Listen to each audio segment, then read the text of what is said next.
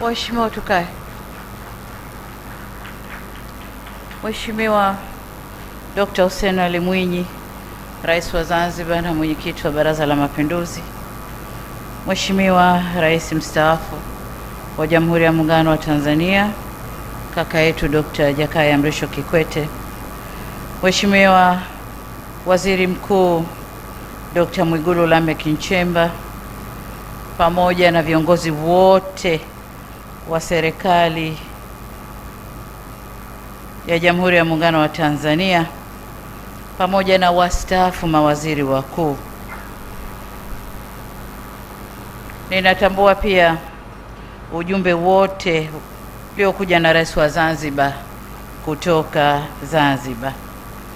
Mheshimiwa Musa Azzan Zungu, Spika wa Bunge la Jamhuri ya Muungano wa Tanzania, maspika wastaafu mliopo na wote kutoka mhimili wa Bunge mliopo nasi, Mheshimiwa Jaji George Mcheche Masaju, Jaji Mkuu wa Mahakama ya Tanzania, majaji wakuu wastaafu, pamoja na wote mliotoka mhimili huu wa mahakama, viongozi wa Chama cha Mapinduzi, pamoja na viongozi wa vyama vingine vya siasa mliopo nasi hapa.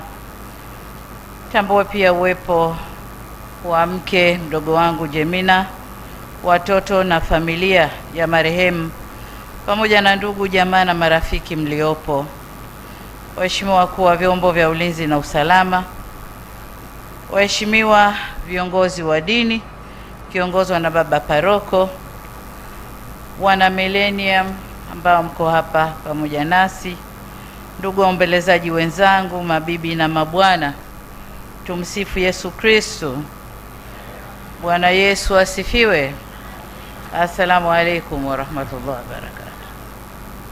Ndugu viongozi na waombolezaji wenzangu, niseme tu tumeondokewa. Tumepoteza kiongozi wetu, ndugu yetu, kiongozi wa familia, rafiki na mtumishi mwenzetu aliyejitolea maisha yake kwa taifa, marehemu William Vangimembe Lukuvi. Natambua kwamba toka juzi ambapo Mungu alichukua kiumbe chake, tumeendelea kupeana pole na maneno ya faraja, lakini pia tumeendelea kusema yale yote mazuri ya ndugu yetu.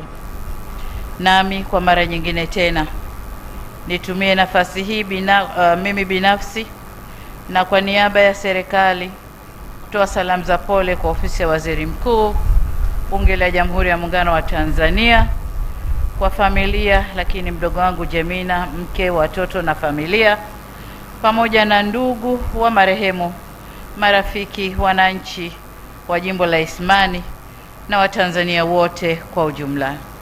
Tuweni pole. Kule kwetu Zanzibar kuna watumbatu wanasema pole si kupoa, pole ni kupoyoza. Yaani pole, ukipewa pole sio kwamba ndio msiba umefutika, hapana. Lakini kidogo roho inapoa ukisikia wenzio wanakupa pole.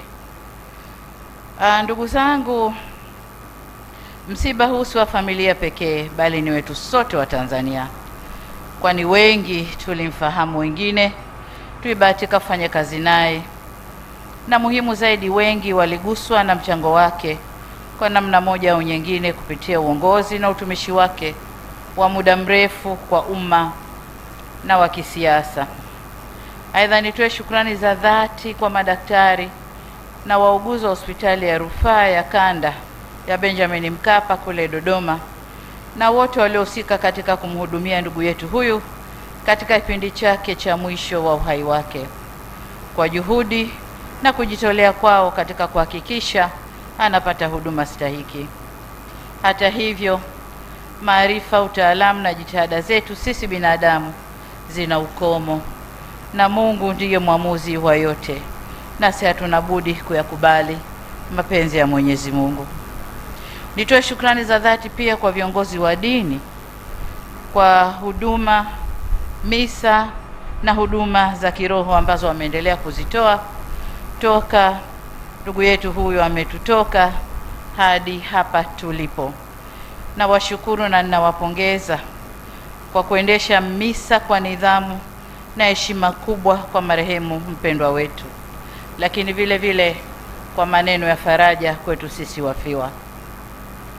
Ndio maana pamoja na simanzi kubwa tulionayo, ni muhimu kuyakumbuka maneno ya Biblia takatifu katika kitabu cha Wathesalonike wa kwanza sura ya 5 mstari wa 18 yanayosema, na ninanukuu: shukrani kwa kila jambo, maana hayo ni mapenzi ya Mungu kwenu katika Kristo Yesu. Mwisho wa kunukuu. Ndugu viongozi na waombolezaji wenzangu, tumempoteza kiongozi aliyetumikia taifa lake kwa uzalendo, bidii na weledi. Sisi tuliobahatika kufanya kazi naye na kushuhudia utumishi wake, tutamkumbuka kwa mchango wake mkubwa katika utumishi wa umma na wa kisiasa kupitia nyadhifa mbalimbali alizozitumikia. Ni vigumu mno kupata maneno sahihi ya kumwelezea marehemu katika kipindi hiki cha majonzi. Marehemu Lukuvi alikuwa miongoni mwa viongozi waliotumikia taifa kwa muda mrefu katika nafasi mbalimbali kwenye Chama cha Mapinduzi, serikali na katika bunge kama wasifu wake ulivyoelezwa. Katika nafasi zote hizo alizowahi kuhudumu serikalini, aliacha alama ya utendaji bora na uwajibikaji, na kwa uzoefu wake hakuwa mchoyo wa maarifa. Tulisikia toka juzi ushuhuda ukitoka watu mbalimbali kukiri kusoma na kujifunza kutokana na uongozi wa Mheshimiwa Lukuvi. Sisi tuliobaki tunayo mazuri ya kujifunza kutoka kwake pia. Marehemu Lukuvi pia alikuwa kiongozi aliyegusa mioyo ya watu, ambaye daima hakusita kusema ukweli na hata kuchukua maamuzi yenye tija na maslahi kwa taifa. Ndugu zangu, katika kipindi hiki ambacho dunia imejaa mvurugano na machafuko, tulihitaji viongozi wenye uzoefu wa muda mrefu na viongozi ambao wamefanya kazi katika maeneo mbalimbali kwa upande wa serikali na upande wa siasa. Tulihitaji tuendelee na mawazo na ushauri wa viongozi wa aina hiyo. Tulimhitaji ndugu Lukuvi sasa kuliko jana, lakini kama nilivyosema, Mungu alimpenda zaidi. Katika kipindi hiki dunia yetu, kama mnavyoelewa, imejaa misuguano na machafuko ambayo kwa vyovyote vile yatapandisha hali ya maisha kuwa ngumu, si kwa Tanzania tu, lakini hata kwa dunia.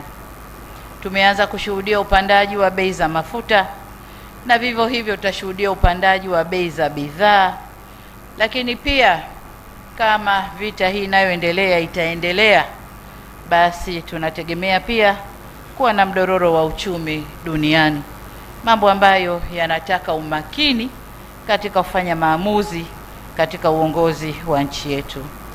Tumwombe Mwenyezi Mungu haya yamalizike ili tuende vizuri, lakini kwa uzoefu alionao Mheshimiwa Lukuvi tulimhitaji zaidi sasa kuliko wakati wowote. Tulimhitaji ndugu yetu huyu kwa sababu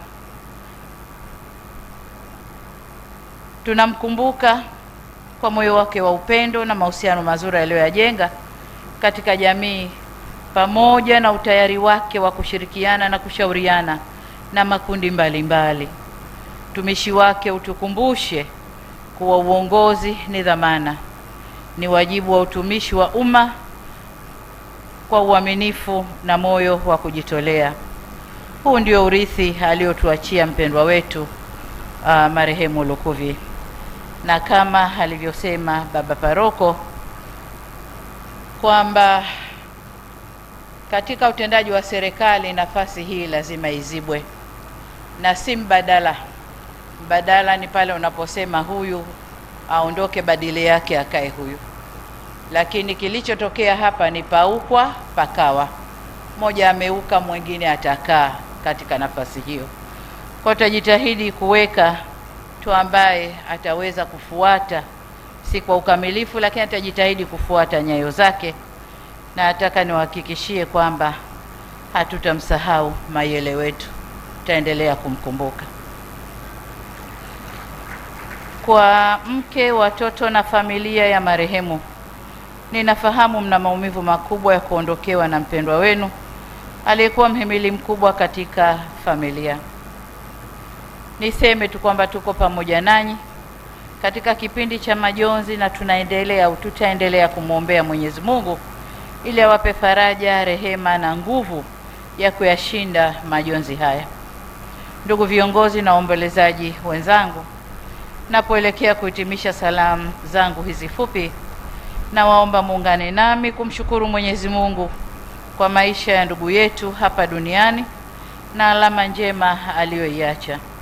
Na mwisho, kwa niaba yangu binafsi na serikali ya Jamhuri ya Muungano wa Tanzania, nirejee kutoa pole kwa mke, watoto, familia ya marehemu, ndugu, jamaa na marafiki, wananchi wa jimbo la Isimani na Watanzania wote kwa ujumla kwa kuondokewa na mpendwa wetu.